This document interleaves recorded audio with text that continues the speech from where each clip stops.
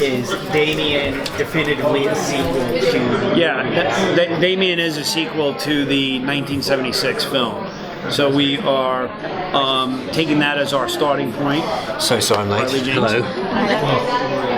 We're taking that as our starting point. We're ignoring the second and third films in that original trilogy, and we're just using the events of the original film.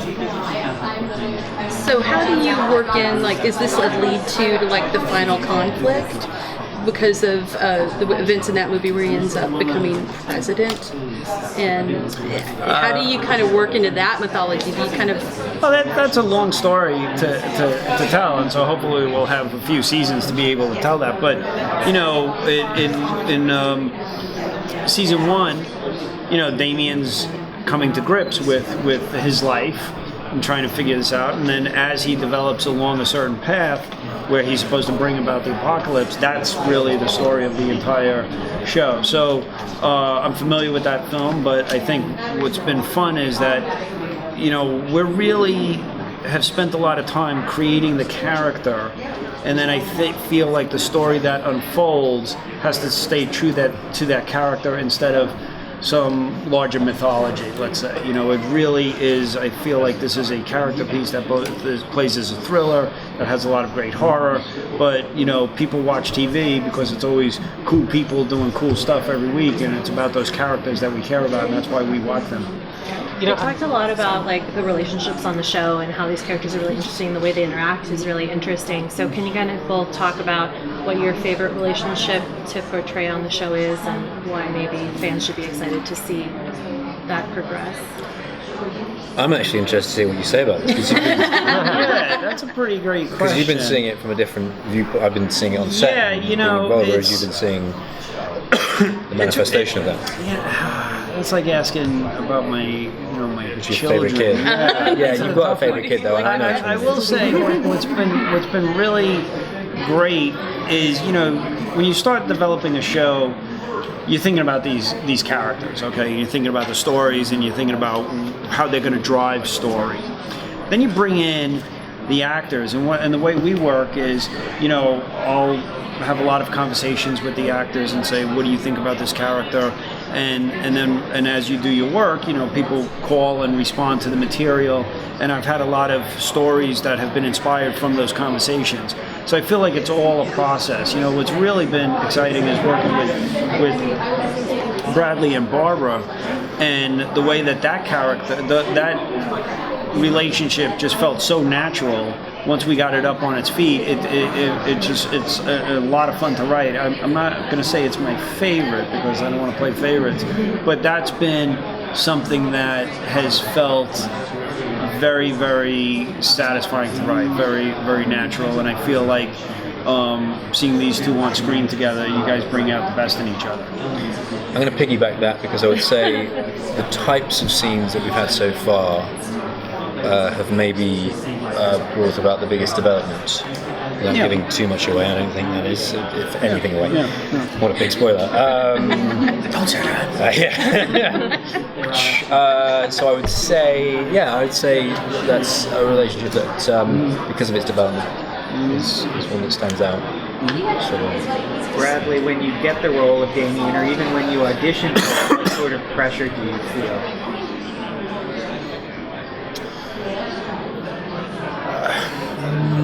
I don't think pressure is the right word. I understand completely why you'd ask that question. No pressure, really. It's the difference between approaching, going for a part and going, I really, really want this, and approaching a part and saying, right, how do I achieve this? And so it's not so much about the pressure of doing a good job, it's just focusing on the work you need to do a good job. It's playing the game, not the occasion, which is how to turn that around, I suppose. The pressure, it's not so much pressure, but it's it's an exciting kind of I'll start again because I just mumbled for 2 minutes. reading the script evoked a lot of things in my imagination, and so it was more to do with that kind of level of inspiration as opposed to any form of pressure. When you hear one of your co-stars say it's all for you, Damien, do you get a chill? Has anyone said that to me?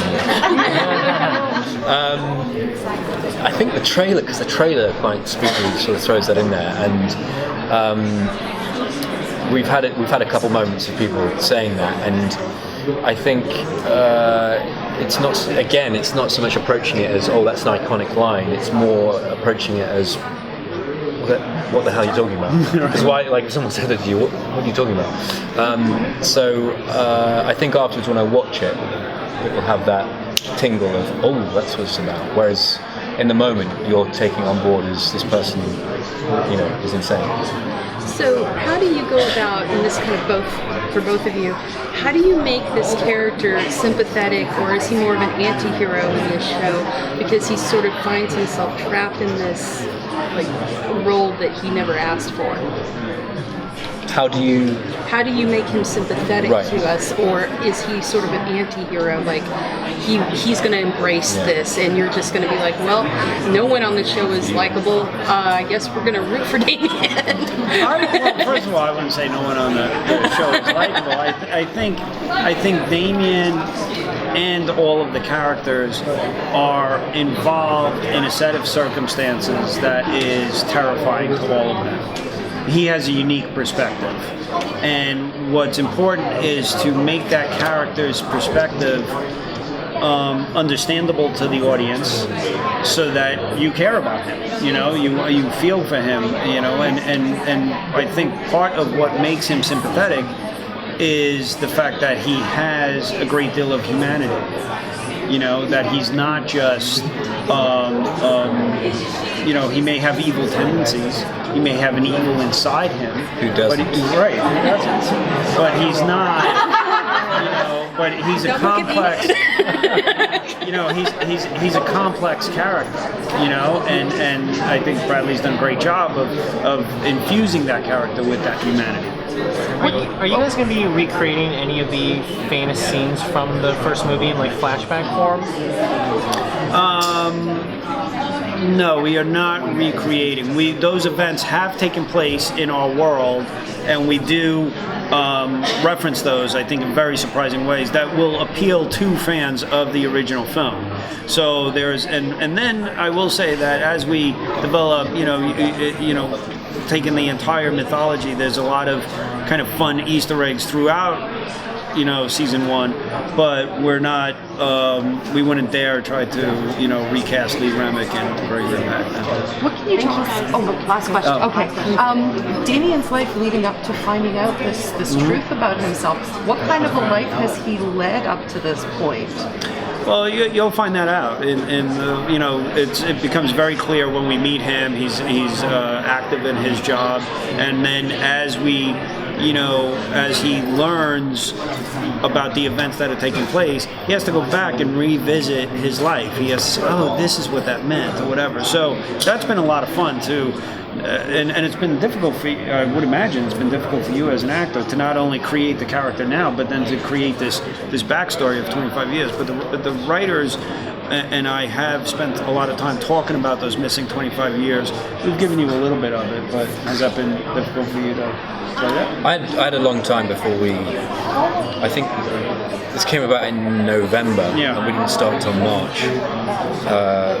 I came just on board. For scheduling. Came on board in November, and we started in March. So I had plenty of time to do the preparation needed for that sort of situation. Okay. Great. Okay. Thank you, everyone. Thank you. I keep seeing the signs all over Toronto where you guys are filming. Oh, really?